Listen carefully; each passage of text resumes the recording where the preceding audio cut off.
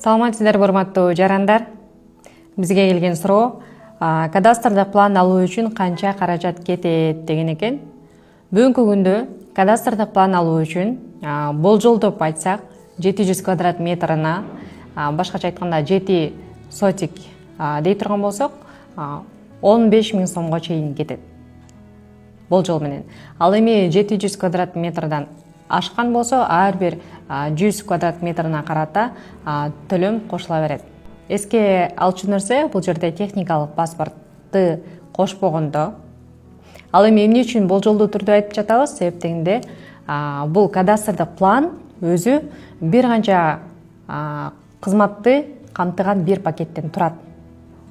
Албетте, анын ичинде ар бир жагдайга жараша бир тарифтер коюлган. Мисалга ала турган болсок, курулуш салынган аянты 700 чарчы метрге чейинки жер тилкесинин өлчөө 3000 сомдо түзсө, ошол эле жер тилкесин бирок курулуш салына элек жагдайда өлчөө 2700 сомдо түзөт. Анын ичинде бизде ар бир жарандын ошол жер тилкесинде дарбазасы боло турган болсо, бир жаранда сарай турушу мүмкүн.